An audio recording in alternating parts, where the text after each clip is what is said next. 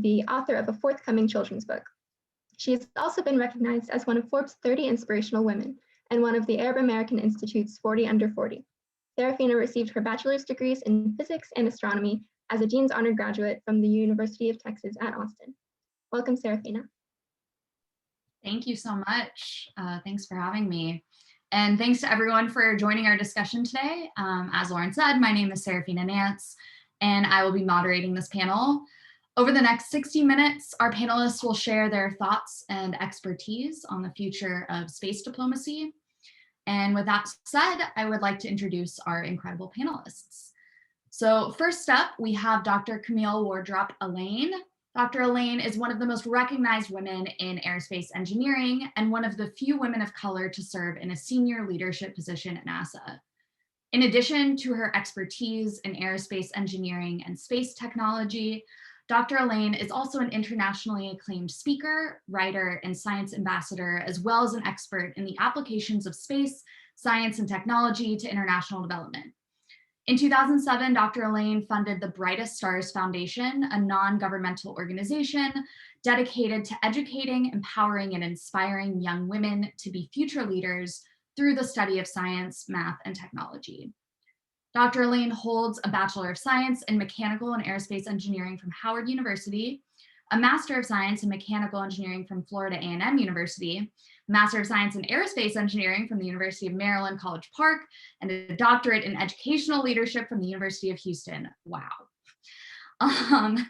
Next up, we have Therese Jones. Therese serves as the Senior Director of Policy at the Satellite Industry Association, where she supports work on government services, regulatory, legislative, defense, space sustainability, cybersecurity, export control, and trade issues of critical importance to the association's members.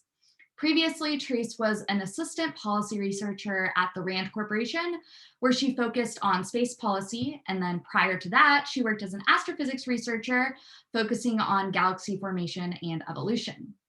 Therese is currently a PhD candidate in policy analysis at the Purdue Rand Graduate School, and she holds a master's in astrophysics from UC Berkeley, go Bears, and bachelor's degrees in astronomy and astrophysics, physics, German, and international studies from the Pennsylvania State University. Wow, okay, y'all are amazing. And finally, we have Doug Ligor. Doug is a senior behavioral social scientist at the nonpartisan nonprofit RAND Corporation. His research focus areas are on homeland and national security law, regulation and policy, and more recently, international space law and governance. Prior to RAND, Doug served as a government attorney in various capacities for the U.S. Department of Commerce, Justice, and Homeland Security. A former U.S. Army officer, Doug received his JD from the University of Connecticut School of Law and his BS in economics from the United States Military Academy, West Point. I am in awe. You are all so amazing. Thank you for joining us. Now that you have all met our panelists, I'm going to just go ahead and get started and we'll jump into the first question. So Therese, let's start with you. In order to discuss the future, it's often useful to first consider the past. So I'd like to begin this panel by discussing the history of the existing international treaties and governance structures that influence space operations today. So what structures currently exist and what challenges are yet to be overcome? Great, happy to answer that question. Space treaties and space law really got kickstarted immediately after the launch of Sputnik. There was a UN Committee on the Peaceful Uses of Outer Space that formed not that long after the launch of Sputnik. And they formulated in the early 60s a treaty called the Outer Space Treaty. It was eventually ratified in 1967, and that is sort of the basis of most international space law today. And it covers items like outer space, including the moon and other celestial objects, is not subject to national appropriation. States cannot put weapons of mass destruction in space, and covers other items through a couple subsequent treaties, including that you have to register the objects you're launching into outer space. There's an astronaut rescue agreement between different countries. And then there's a liability convention that says in the event of a collision between space objects, the party responsible should be liable for any damages. That actually has yet to be tested yet, but it exists. But there hasn't really been any binding international law since the early 70s. And another thing about the Outer Space Treaty and the couple subsequent treaties to keep in mind is that when they were put together, it was really only government actors in space. So the treaty directly talks about government actors and says governments are responsible for any sort of private parties within their home country. So if I were launching my own satellite, because I'm in the US, I would have to go to the US to register it and fulfill all other sort of obligations regarding registering and launching a satellite. So that's the main body. And the big issue with the UN Committee on the Peaceful Use of Outer Space and why there haven't been any binding treaties since then is that it's a completely consensus-based organization. I believe there are over 100 member companies right now. So as you can imagine, getting 100 different countries to completely agree on anything is pretty much impossible. And again, they do peaceful use of outer space, but they've done a lot of non-binding work. Like a big accomplishment was they've been working on the long-term sustainability of outer space. Right now, there are over 3,000 satellites on orbit. In the next 10 years, there are potentially 122,000 proposed. Probably not all of those are going to be launched, but quite an increase in objects in space. And there's a lot of worry that they're going to collide into each other, create a cascading cloud of debris, and potentially make space unusable.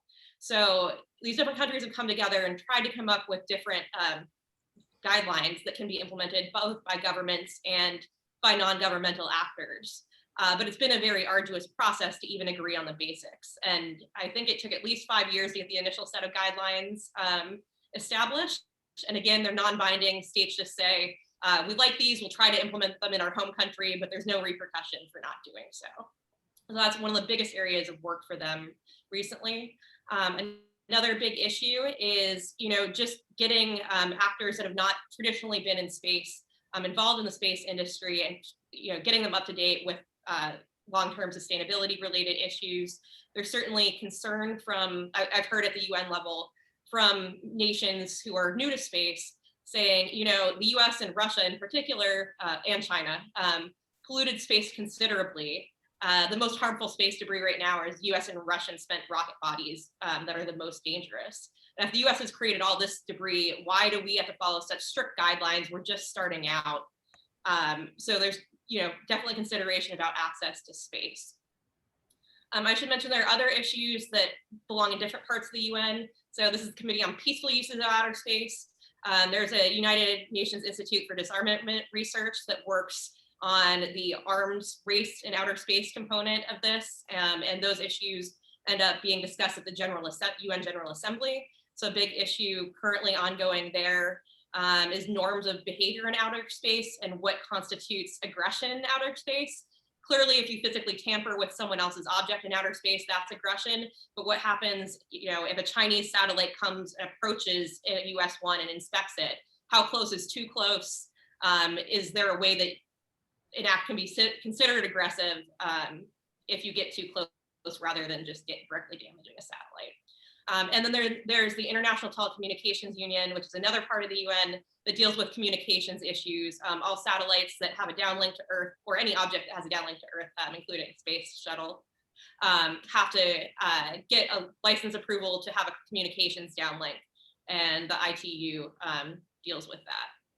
So brief overview on my end. That was really helpful. Thank you. I appreciate it. Doug, do you have anything to add to Therese's really comprehensive answer? That was extremely comprehensive, and I'm ready to award Therese a JD in addition to her other accolades. I would just add some try to frame the treaty regime for your listeners and viewers a little bit. So what Therese described in the treaties, the 5 treaties, the Outer Space Treaty, the Liability Convention, the Rescue Agreement, the Registration Convention, and the Moon Agreement. Those are your 5 hard law treaties for space, all negotiated and ratified in the 60s and 70s. Since then, you haven't had any hard law. There's only been this soft law that Therese described in terms of voluntary norms and other non-binding agreements. The problem with that is that your hard law was principle-based, right? So the OST doesn't have a lot of really hard and fast rules to it. In fact, it doesn't even define what outer space is, right? So countries disagree as to when you're in outer space. Some say, well, hey, it's when you lose aeronautic control of an aircraft. And I'm not a scientist, so if I say something wrong, I ask my colleagues to correct me. Some say no, it has to be in orbit, and be able to go in orbit. So when you can't agree on basic terms, then you can't agree on what the rules are going to be for those terms. So Therese mentioned weapons of mass destruction. What the treaty says is you can't put a nuclear device or a weapons of mass destruction in orbit, right? Or stationed on a celestial body. It doesn't say you can't put weapons of mass destructions in outer space. And the USSR and the United States were very clear about this because they wanted to keep their intercontinental ballistic missiles, right, which go into space. So you can put weapons of mass destructions in space as long as they come back down and land on somebody, essentially. So again, these treaties do not do a lot of things that we might like them to do. The liability convention, Therese mentioned that. Yes, you are a country is liable for anything it launches up in space, even if it's an entity or company within that country. The country is liable for it. But there are no rules to determine fault in space. So there's absolute liability if I send something up. If Elon Musk sends something up and it crashes into a building, Elon Musk is responsible. Absolute liability. If a country or Elon Musk sends something up into space in a satellite, and your satellite's coming at me, and my satellite's coming at Elon Musk's satellite, there's no regime to determine who has to move. And that has to be worked out by the parties. And there's also no regime to determine fault if there's a collision, because for a fault, you need a duty, which means you have to have a rule. If you have you can't have a duty to somebody unless you have a rule first. And then you have to determine who was negligent in following the rule. None of that exists. So a perfect example of this is what happened to Iridium in 2009. So Iridium noticed that, or Space Track informed Iridium that a derelict Russian satellite was coming towards its communication satellite. It was all on Iridium in terms of what they wanted to do, whether they wanted to move, whether they wanted to risk not moving.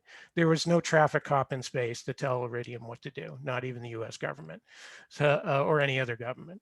So Iridium rolled the dice and they didn't move their satellite, and it collided with the derelict satellite, creating what Therese alluded to earlier, about 1,900 pieces of space debris, which now the entire international community up in space has to deal with, right? So these regimes are really, really not up to date, because it's no longer the Soviet Union and US anymore. It's Elon Musk, it's Jeff Bezos, it's thousands of companies and more spacefaring nations. So that's kind of frames a lot of the problems where we're at. Thank you. That's really helpful and actually perfectly springboards us to the next question. So I'll start with Therese on this question. I know you've spent a lot of time in space policy throughout your career. In your opinion, what have been the biggest developments in space exploration and space policy in the past decade, but especially with the advent of these commercial space organizations like SpaceX and Virgin Galactic? Yeah, happy to answer that one. I'll skip over most of the human spaceflight and leave that to Camille, since that's in NASA's wheelhouse. But we've seen a number of new entrants into the space industry, particularly for launch, both for human and uncrewed missions. So SpaceX and Virgin Galactic are two of the companies. SpaceX has really dropped down the cost of launch. Before that, the US government was buying all of its launches from ULA, which is a company that's half Boeing, half Lockheed Martin. And the launches have been very expensive. SpaceX has made reusable rockets, and that's another focus of Blue Origin. And that's really dropping, one of the things that's really dropping the cost of launch. You know, but this is part of a greater commercialization of the space industry. A lot of technologies are being innovated by industry and then being adopted by government agencies, and not just NASA, across DoD and other government agencies as well. So we had to have you know, a great expansion of the infrastructure in government to figure out how to encourage the commercialization of these new technologies. So the FAA actually regulates commercial space launches, and SpaceX and Virgin Galactic have to go to the FAA Office of Commercial Space Transportation for licenses. There is an Office of Space Commerce now that, you know, tries to promote the commercial industry and works on issues like remote sensing. They work on space traffic management. The DoD, the Department of Defense, just offloaded the responsibilities of doing any sort of space traffic management or space situational awareness on the commercial sector to the Office of Space Commerce, because we're now at over 50% commercial satellites on orbit, whereas it used to be mostly government actors. So there's a recognition in the federal government that commercial actors are going to be a bigger and bigger component of space, and trying to figure out how the government can take advantage of those. Another big innovation is, you know, we used to have all these huge satellites that were hundreds or even thousands of kilograms in orbit, whether that was giant spy satellites or huge communications satellites. But now we're seeing a lot of satellites launched in what are called CubeSat form factors. They're 10 by 10 by 10 centimeter cubes. Often 3 of them are stacked together. There are companies using those for a lot of different applications, but there's even a company, Planet, using them to image the entire Earth at 1 meter resolution daily. So they can do things like count all the trees on Earth every day, if there are no clouds, counting cars in parking lots, but they've really been revolutionary in terms of agricultural applications and helping farmers optimize you know, use of fertilizer to plant crops. It's also been useful in international diplomacy, because we used to only have classified images of a lot of areas on Earth, but they caught things like a North Korean missile launch a couple of years ago. And so before, we used to not be able to communicate that at like the UN level, because it's all classified information. But now I've been told by people in the State Department that they're really excited that they can use this data for diplomacy. So I'll leave it at that. I could talk for hours on this, I think. No, that's fascinating. Thank you. Great. So Dr. Alleyne, I would love to hear your thoughts as well, because of your work at NASA as the deputy manager of the commercial LEO development program. What do you think are the biggest developments in space exploration and space policy over the last decade? Well, it's so exciting. First of all, thank you for having me. It's exciting to be here amongst these amazing panelists who are very accomplished. And there's so much going on around commercialization, right? And Therese touched on a few. I mean, commercialization, we started commercialization decades ago, right? Doug mentioned Iridium as a commercial company that's been launching satellites and providing telecommunications for decades, right? So that's not the type of commercialization we are actually talking about and actually pursuing now. NASA got into commercialization when we were trying to launch these satellites with the space shuttle. And then when the space shuttle Challenger blew up, we got a cease and desist letter saying, no more, you're not allowed. We're not launching these, you know, billion-dollar satellites on the space shuttle.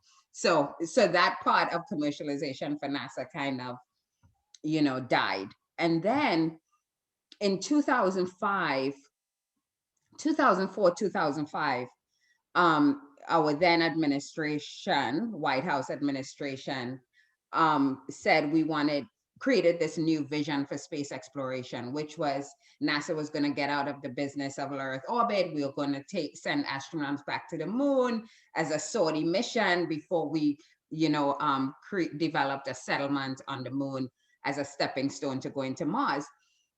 And along with that said, the space shuttle is going to be decommissioned in the year 2010. Now this is 2005. And so all of a sudden there was a realization that, okay, if the space shuttle goes away, how are we, and we're building the space station, which was going to be up and operating by the time the space shuttle went away. How are we going to get cargo up and down to the space station? Forget our astronauts, right? That was a whole other thing. So that really kicked off NASA's investment in stimulating US industry around commercialization of transport of cargo to the International Space Station. And I will tell you, a lot of people think Elon and SpaceX just arrived on the scene. And yes, he had his initial investment. But if it was not for the investment of the government in needing this type of capability, which didn't exist, it would not have, his company would have had a harder time flourishing, right? And so he was one of two companies that won the kind of award to have NASA help him develop this cargo transport to the International Space Station, a program called COTS, Commercial Orbital Space Transportation. So once he demonstrated that, SpaceX and the other company, which is now Northrop Grumman, it used to be Orbital, demonstrated that they could resupply the space station with cargo and logistics and stuff, we then turned to, well, can we stimulate industry to provide a crew capability to the International Space Station? Because at this point we were launching our astronauts on the Russian Soyuz, which up until last year we were still doing and still continue to do in some respects. And so there was no US capability when the shuttle went away. And so again, we invested in industry to develop this crew capability, which again, I remind people, did not exist. And nobody at that point knew how to do it except the governments, right? The Russian government, the US government, and then I think the Chinese government was coming up, but those were the only three governments that had ever launched humans into space. So the resident knowledge and expertise resided with the government. And so we helped these companies, SpaceX and Boeing, who eventually won the awards to develop this capability. We helped them, by providing expertise and some investment dollars and stuff like that. And so last summer was the result of that long-term investment when SpaceX launched the first two astronauts from American soil to the International Space Station. And that, we started that investment in 2011, and it took, look how long, 9 years to get that capability on board. So once we did that, that's a commercial transportation system. The government doesn't own it. It's owned by this company, SpaceX and Boeing. And so now they can open that up and provide transport to somewhere, maybe not the space station, but somewhere to private citizens. And so that's what you're seeing coming up with this mission called Inspiration 4 and stuff like that, which is really exciting because one of my friends just got selected for that. So that's a whole other story, really exciting. But you see how that opened up, like now SpaceX and Boeing can provide these transportation services for private citizens if they want to go to space and get the overview effect. So now that we've solved the transportation access commercially, and the destination is the International Space Station, the International Space Station won't be along for a lot longer. Probably has about 9 more years of life. And if we get appropriated, it will be extended. So what we are working on, and literally in my portfolio, is the stimulation of industry to create commercial free flying destinations. So commercial space stations, for example, beyond the International Space Station. So now you have the transport, and now, okay, where are people going to go? To a destination, to another space station, right? And so that's just being spun up now, which is really exciting because NASA wants to be out of the business of owning and operating space stations and, of course, transport vehicles. We want to use that money to explore, you know, both send astronauts to the moon as part of the Artemis program, send them to Mars, this kind of thing. Right. So this is the way that we, you know, get less, stimulate industry, and we get lower prices. Therese talked about generating competition and driving down cost. We do that with commercial entities, right? And they bring really innovative solutions, and they're really nimble and agile, you know, much more than the government, this government bureaucracy, which takes us 2 decades to develop a system or something. So that's where we are now. But I will end with this. We're not just commercializing low Earth orbit, we're also commercializing the moon. There's no economy, there's no market there.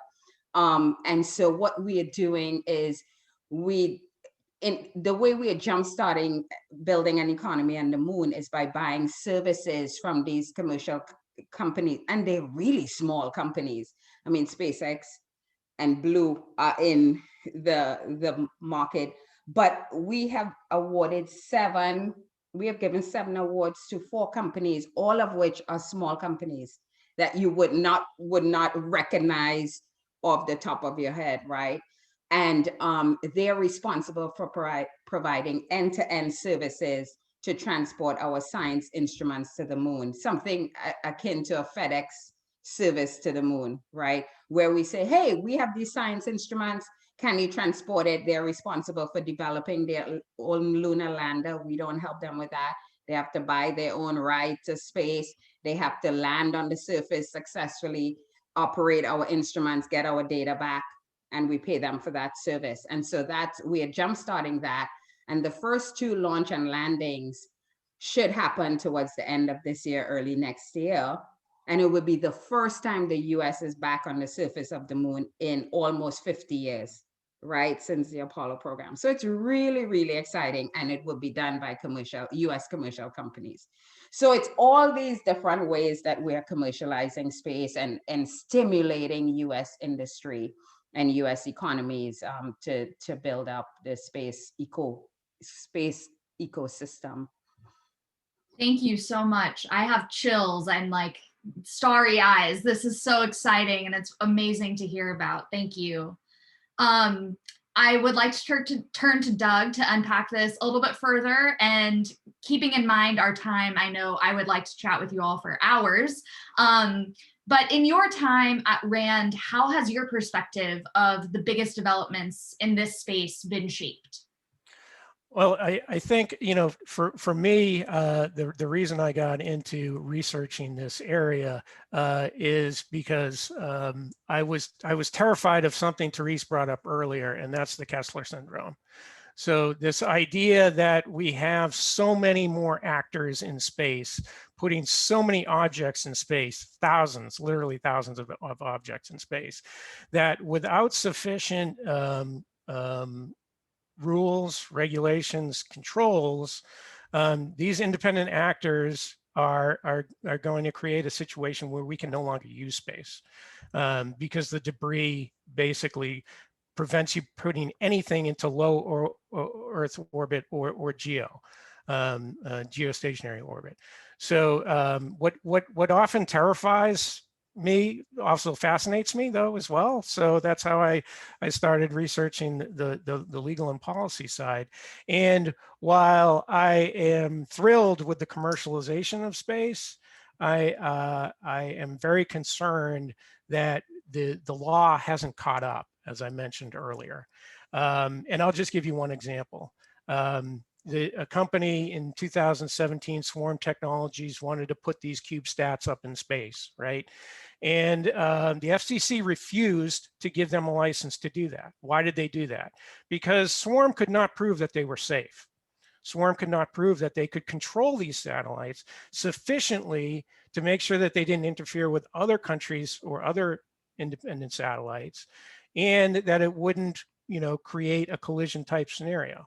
Well, what did Swarm do? Swarm said, well, that's fine. I won't launch in the United States. I'll launch in India, right? And the Indian government let them do that.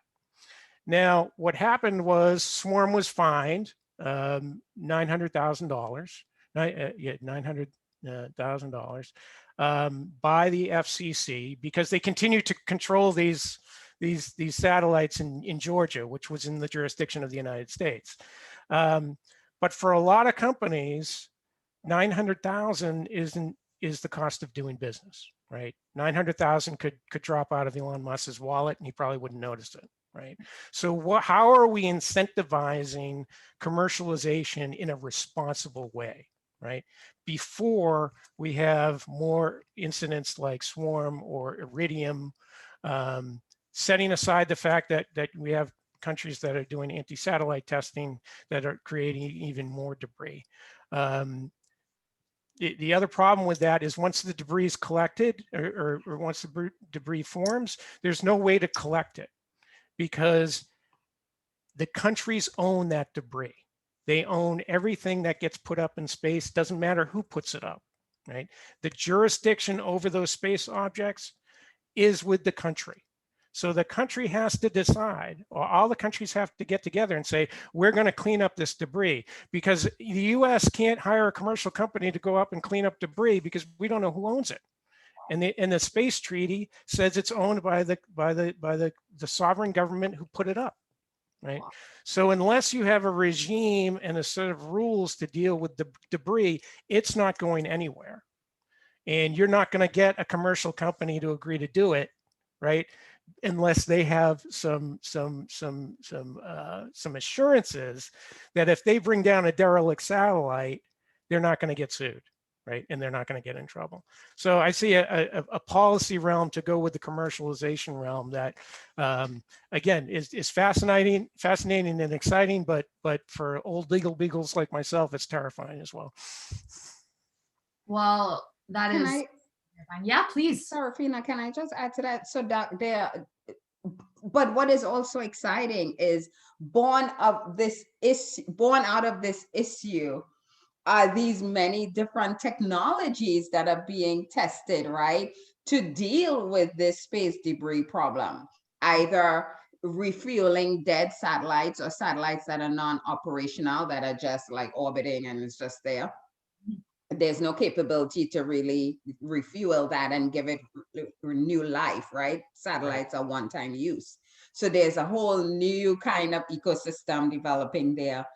And also technologies to maybe deorbit some of these satellites or objects that are in space. And so there's a whole new ecosystem there too. So born out of this like real issue and challenge we have with debris is all these other mini industries that are and technologies that are being developed and spawned.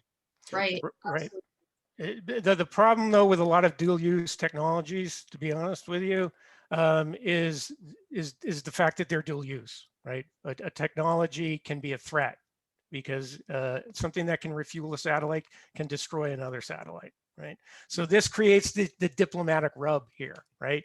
It's great that we're creating these new technologies to do this stuff, but how are we going to have companies and governments conduct themselves when they do it? Because if I'm refueling my satellite and I get too close to, there's a proximity issue with another satellite, is that a threat that requires that other country to use force, right? And all of a sudden we now have a space conflict, right?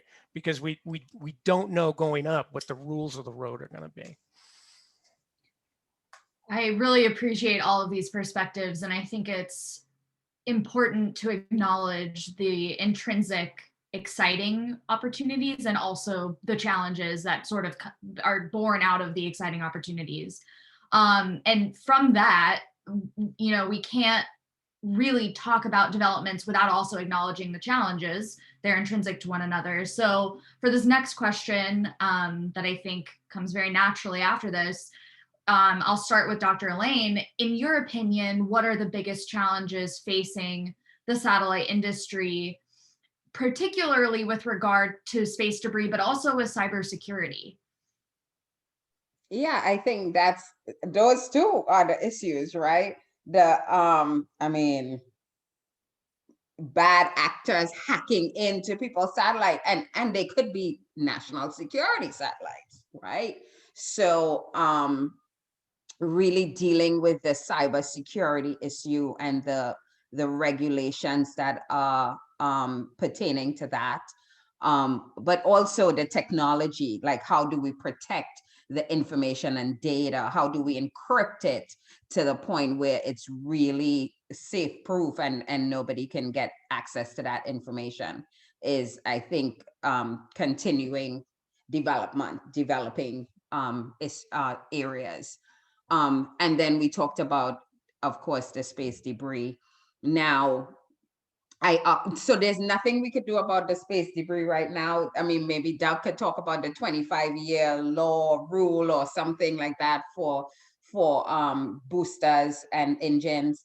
But the thing to note is that we track, at least in the US, objects that are 10 centimeters and larger. The Air Force, we get help, actually, probably it's gone to Space Force now to do that tracking. But in particular, we are concerned about humans in space, right? And where humans are in space is on the International Space Station. So they're tracking these objects for us and really alerting us if there are any threats.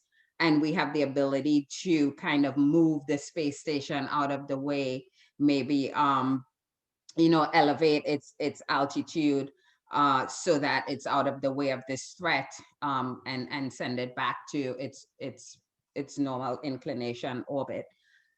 So those are the kinds of things that we are tracking at NASA, right? Is ensuring that our astronauts and the asset of the International Space Station is kept safe and out of harm. So that is the challenge from other satellites and just objects floating around from our perspective.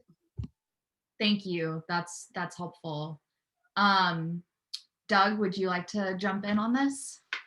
Yeah, I mean, I just to foot stomp that point about the debris again, right? Yeah, we can track something that's 10 centimeters and above. And again, I'm not a scientist, but there's 500,000 pieces that are less than that are traveling at 8,000 kilometers an hour that can easily disable a satellite, and we can't see it, right? So that creates a collision, which can create another collision, and you get that cascade effect. So again, data is really important. We don't have all the data we need to manage to do situational awareness and in space traffic. Yet we keep putting more stuff up into space, right? And we haven't yet really tackled that problem. So I think it's just another thing to really think about. In tackling it, we have no binding rules. So China can do what they want, India can do what they want, and as spacefaring nations come online, they can also pick and choose. They can pick and choose how to define debris. Right? If we can't define outer space, we certainly can't define what a space object is, and we can't define what debris is, right? So again, don't touch my stuff, or it's a use of force and there's going to be a conflict, right? We haven't figured all that out yet. That's really challenging. Therese, do you have anything to add on your opinion on challenges?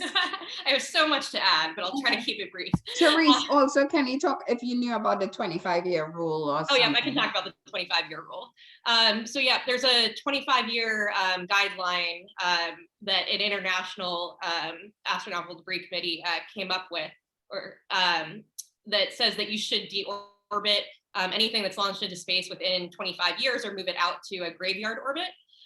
So everything that's in low Earth orbit after it dies should fall back to Earth and burn up within 25 years. And then if you're at a further out orbit, companies are supposed to reserve enough fuel to move their satellite into a graveyard orbit and be out of the way of everything else.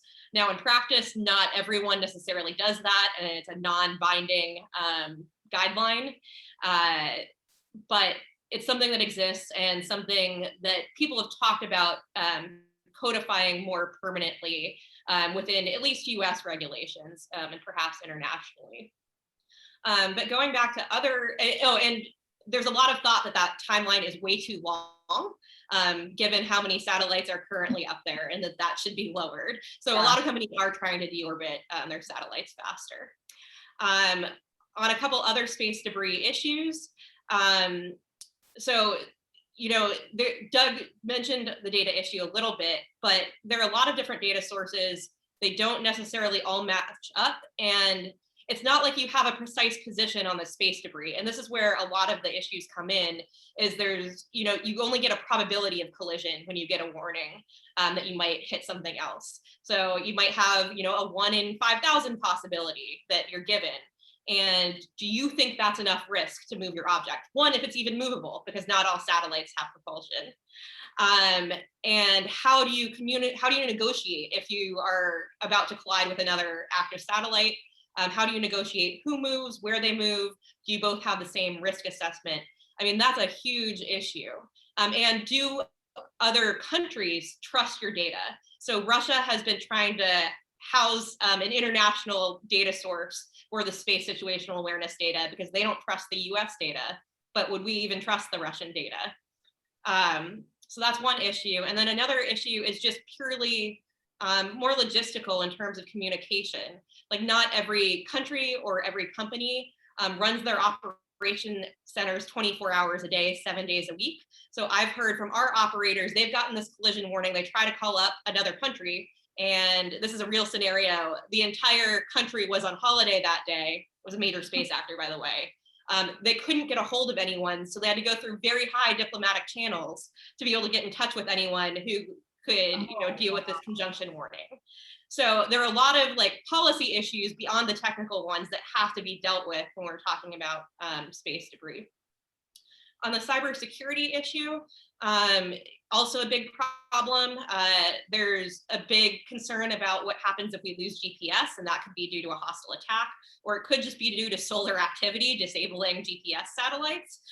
There's a recent report by NIST that said the US would lose $100 billion per day if there were a GPS outage, because we're that dependent on it for you know, applications from agriculture to banking.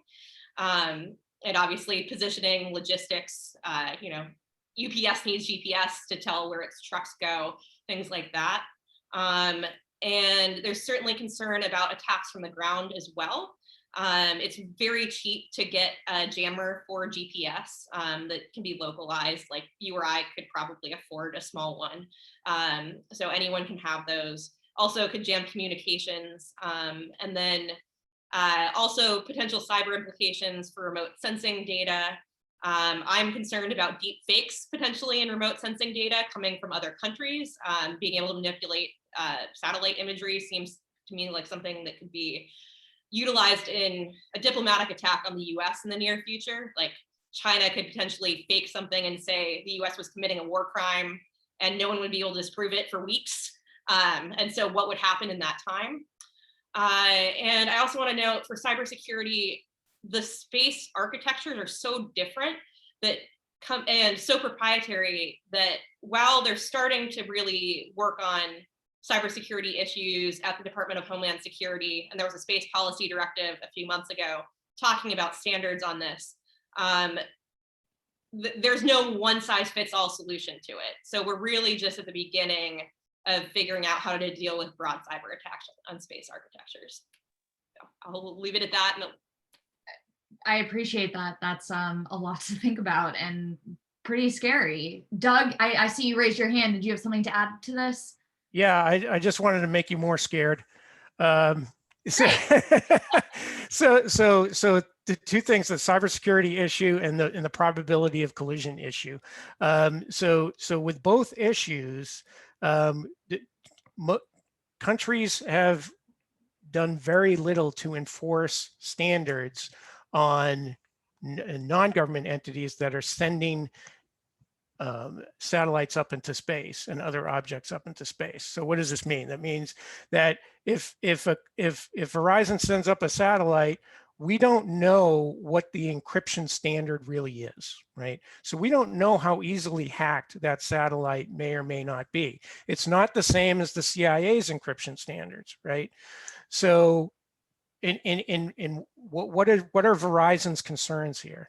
Companies, right? And we should remember this when we talk about regime building and norm building. Companies have a legal duty to their shareholders, right? So when they make decisions, they have to make decisions according to what's best for their shareholders. That is not always what's best for security. That is not always what's best for maneuverability in space. Iridium, when they decided not to move, it was based exactly on what Therese said. They did a probability run. And they said, well, it might not hit us. That was a business decision that had international consequences. But Iridium was doing exactly what it needed to do, which is fulfill its legal obligations to the shareholders of the company. So again, you know, the commercial area are going to have different risk factors that you or I might not be comfortable with, right? And then multiply that through all the spacefaring nations, right? And you multiply the problem and you multiply the risk. Yeah, that's a lot to think about. Thank you all for that insightful answers to these questions. Being mindful of time, I think I actually want to go to the last question so that we have time for questions. So this final question is for all of you. In discussions like these, I think personally that it's incredibly important to consider and examine our language that we use. So given the focus on space exploration, how do you and your colleagues plan to emphasize ethical space exploration, especially when words like colonization are so often used to describe space endeavors? So Dr. Elaine, can we start with you, and then Therese, and then Doug? So it's funny because I was on a talk yesterday and somebody used the word colonization and they were corrected and said, we don't use that word, we talk about settlements, right? So it's really starting with the language and inculcating the proper type of language, or as you said, the ethical type of language, that actually puts forth the intent, our intent, right? And not taking our like bad behaviors as humans to other places. So that's where I would start with that. But you know, we are just trying to solve the problem of how do we send humans to Mars safely and return them back to Earth, right? We don't talk about settlements on Mars in that context. We used to talk about settlements on the moon, but that's actually not part of our plan right now. So it's so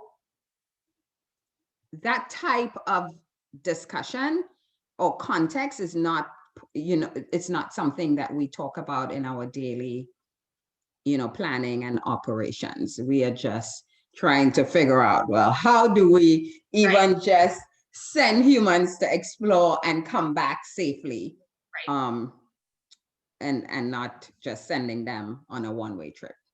You know, so I don't know if anybody else has anything to add to that. Yeah, no, that's helpful. Therese? Sure. So this is my personal opinion because I represent a wide variety of companies who have, you know, use different terms for space exploration. But I think it's really important to consider the history of terms, especially coming from a space policy perspective, in thinking about the future of space exploration. So my personal view is I am against space colonization, given the history of exploitation on Earth of both people and resources with the term colonization.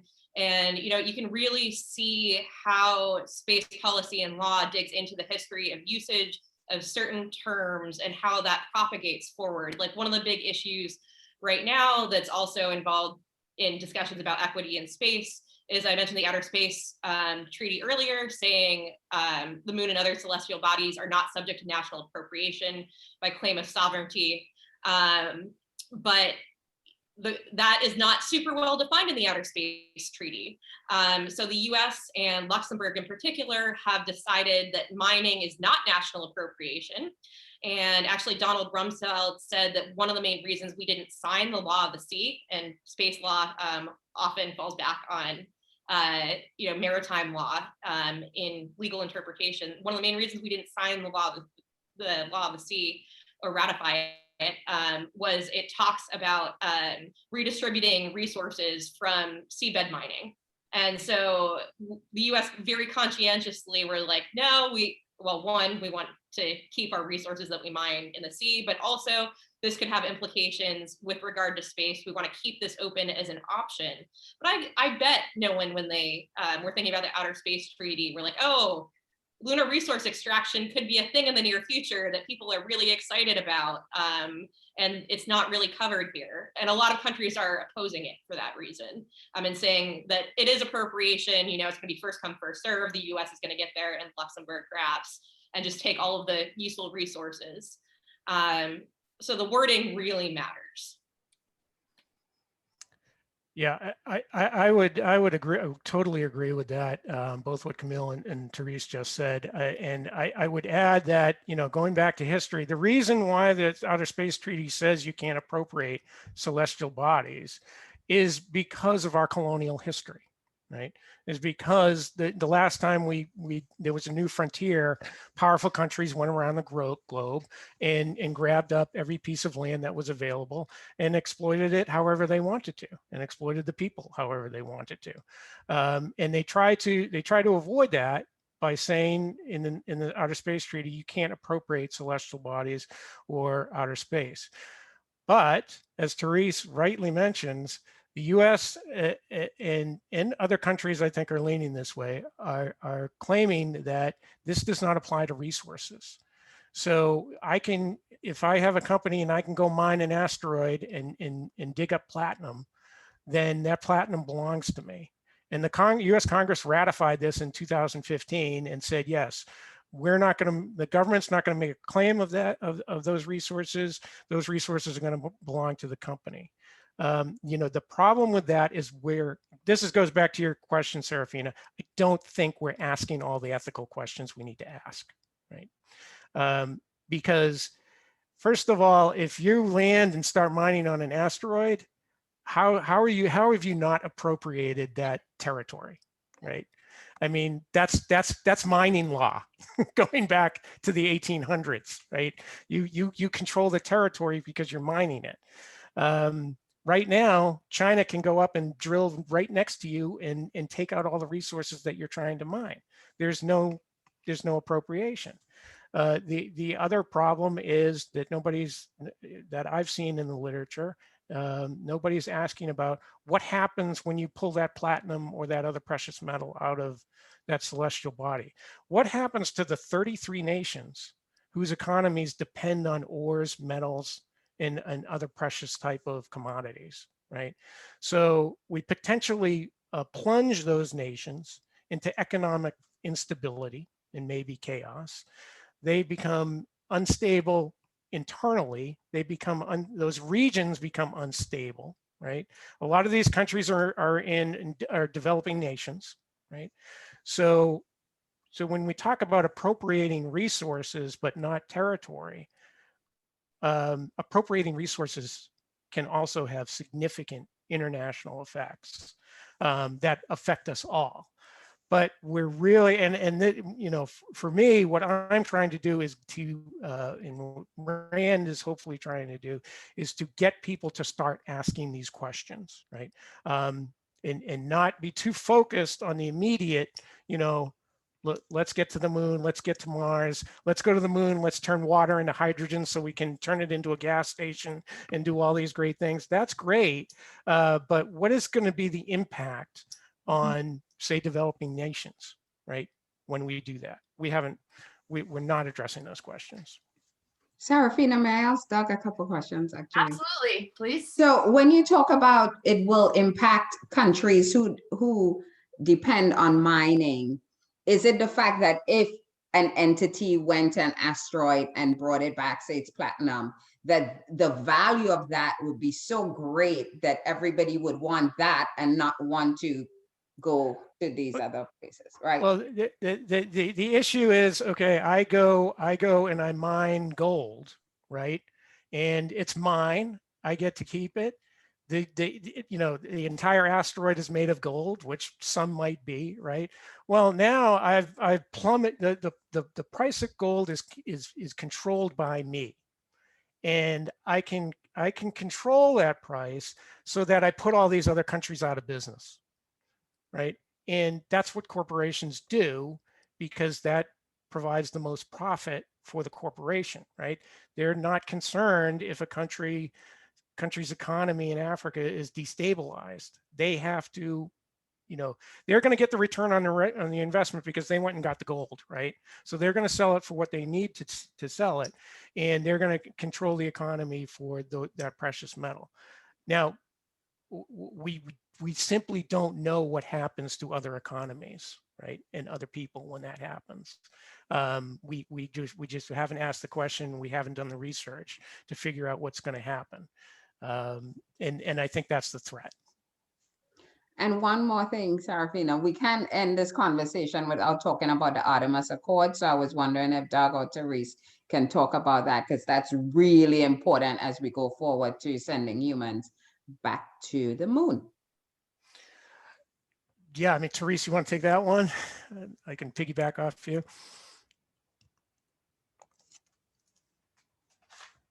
Sure. So, you know, the U.S. has committed to launching the first woman and next man on the moon by 2024, which is very exciting. And they have, you know, signed a international treaty with a number of different countries and private sector actors to make this happen. There are quite a few international countries that are interested in working with the US on lunar exploration. The European Space Agency has talked about having a moon village for a while.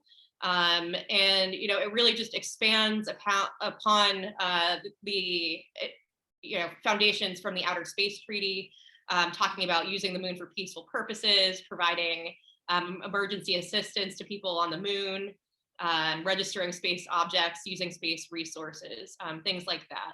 So the hope is that, you know, even though we can't execute treaties really at the UN level anymore, that we can have coalitions of like-minded countries working together for peaceful purposes on the moon. Doug, I'll let you go ahead and add. Yeah, no, I mean, I'm excited about things like that, because essentially it forces people to work together, right? You want to get to moon, you're going to have to, companies are going to have to work with governments. You're going to have to work, you know, internationally. You're going to have to solve a lot of problems. And when you bring these different factions together to the table, you can work through conflict, right? And you can devise rules, and you can devise conditions, and you can do these other things, you know, and it lowers the distrust between all of these different entities when you do that. So there's reason to be hopeful in bringing a lot of people to the table to solve these big problems. But you know, you have to have some baseline of trust and ability to negotiate too. And you know, right now, with the major spacefaring nations, we don't have a lot of trust, particularly between the U.S., China, and Russia. So if we were to put people on the moon, we don't really know how China and Russia are going to react to that, right? They could claim under the Space Treaty that we're contaminating the moon, right? I mean, they can make that claim, and they can act off of it, and we don't know where a claim like that would go. And what is interesting about what Doug is saying is that China is on the south side of the moon and the unilluminated parts of the moon where there's no coverage. Like, we can't see what's going on, right? So it's interesting. And I mean, I should add on to what Camille is saying. It's also, the moon's of great interest for defense purposes too. So DoD is also trying to figure out what its presence on or around the moon will be. Even if they can't have a military base by the Outer Space Treaty on the moon, they can certainly still put one in orbit or utilize special orbits around the moon for different purposes. So, well, and if they do that, if the Department of Defense wants to do that, they have to consider the fact that under the rescue agreement, if China's close by and they need help, you have to help them, right?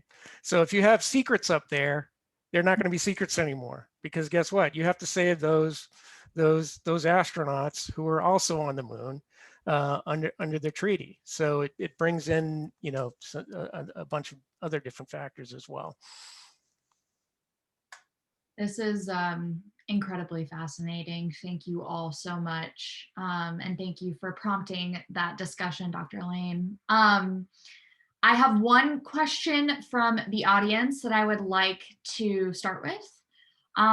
So this person graduated with a bachelor's in astronomy and astrophysics with minors in math and the humanities. And they left academia due to this inescapable urge and sense of urgency to pursue a career in science policy / communication. So far, they've found this transition to be pretty difficult. What advice would you give to this person? We can start with Therese.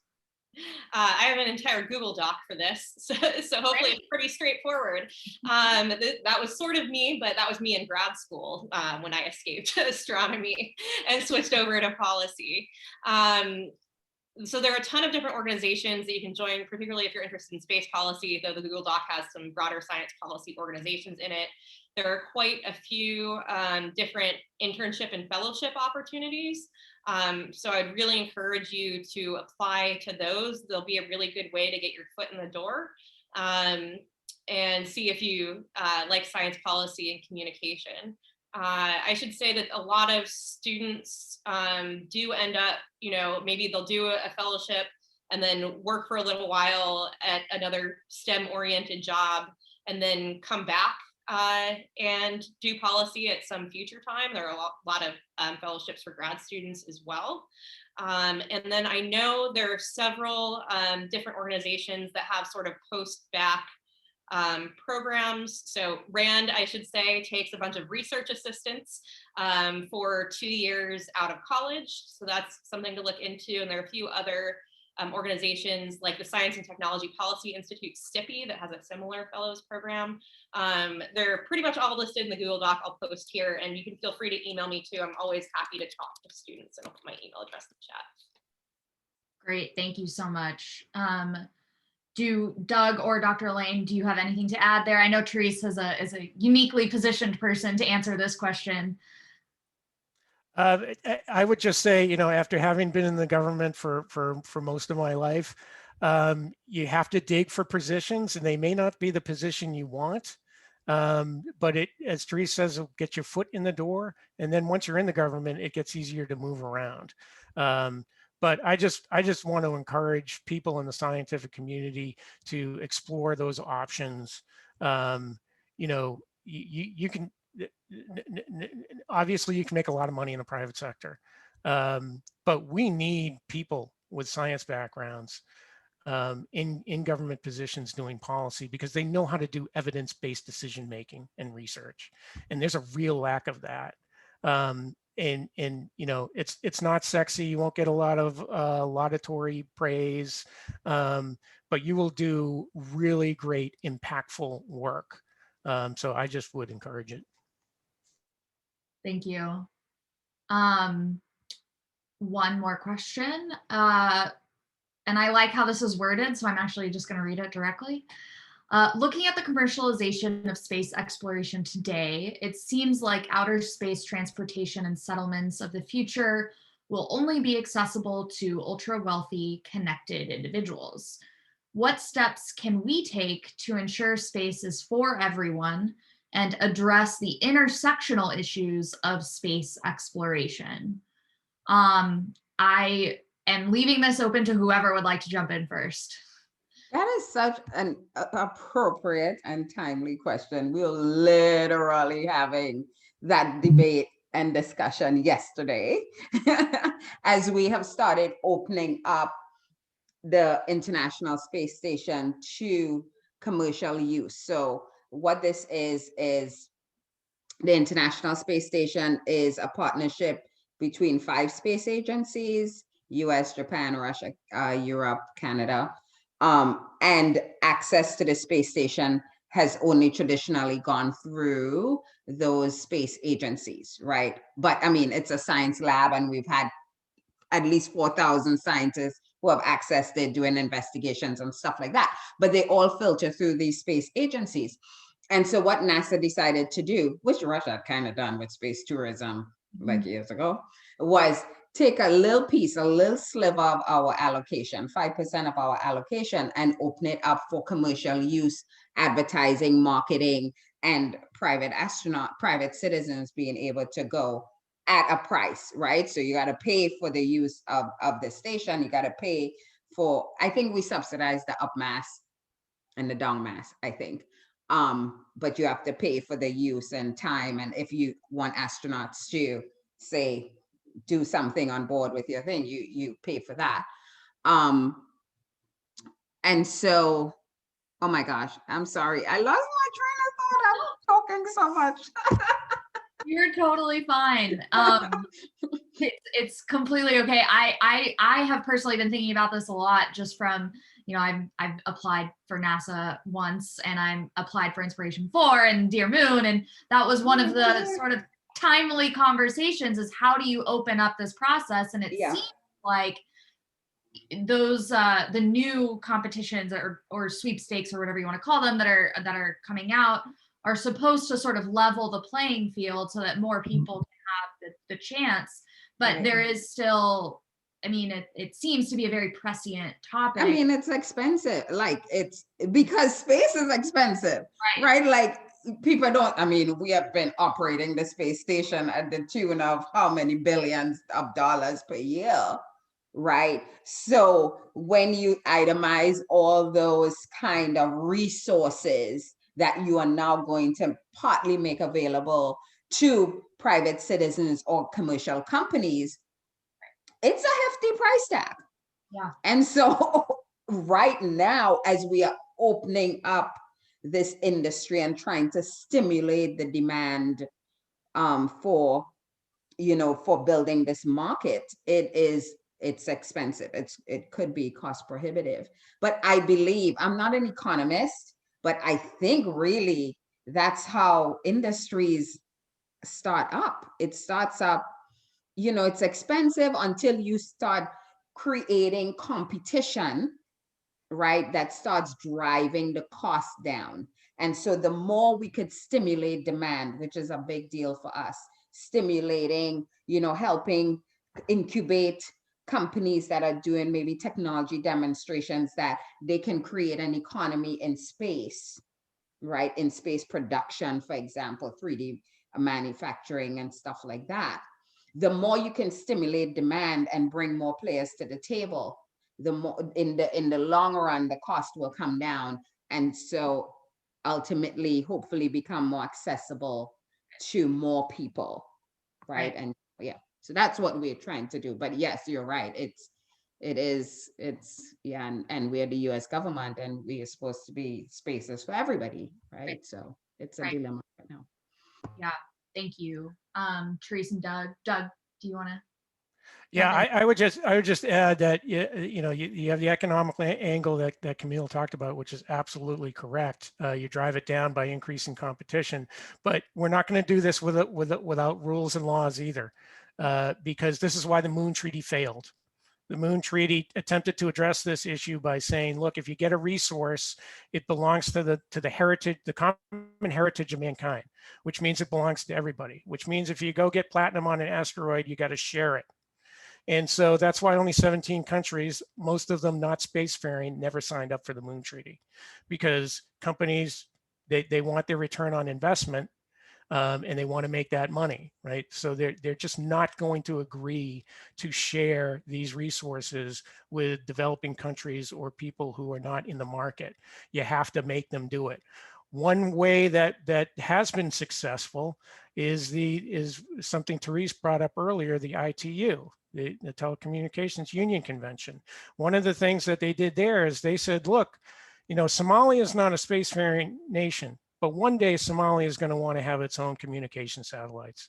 So we're going to carve out a piece of the geostationary orbit and carve out a piece of the spectrum, and that's Somalia's. And it belongs to nobody else. And Somalia, until they're a spacefaring nation, can lease that space to somebody else and make money off of it. That's fine. So I think we're going to need some sort of regime, or we're going to have the haves and we're going to have the have-nots. And the have-nots are going to say, well, you know what? I don't need a lot of technology to hack into a satellite and turn it into a kamikaze satellite and create a terrorist event, right? Because this is what the have-nots end up being pushed to do, right? So if you don't want to encourage, you know, people who don't have nothing to get desperate and attack what you have because you have a lot, then you have to share. you have to provide opportunities, right? Because terrorism is cheap, and it will be cheap in space as well. So again, we have to start asking these questions, I think. But I'll hand it off to Therese.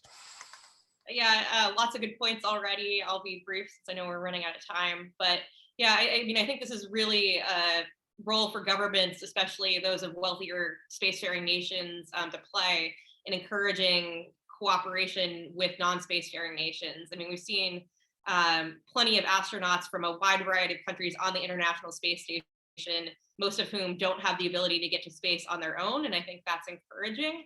I'd like to see, you know, now National Science Foundation has a program for artists in Antarctica. There are a lot of things about Antarctica that we port to space in terms of law. Why can't we also port programs like that into space in the future? So I hope that's the trajectory that we're going in. Yeah, I appreciate that. So because we're running out of time, I am just going to thank all of you so much for sharing your expertise with us, and for just having such an insightful discussion. Really appreciate it. And thank all of the attendees for joining and staying after time. This was riveting and I learned a lot. Thank you. Everyone, have a great rest of your Friday, and I appreciate all of your time. Thank you. Thank you for having us. I Yes, learned a lot too. I did as well. Thank you so much to both NSPN and UCLA. This was great. Thanks. Bye, everyone. Bye.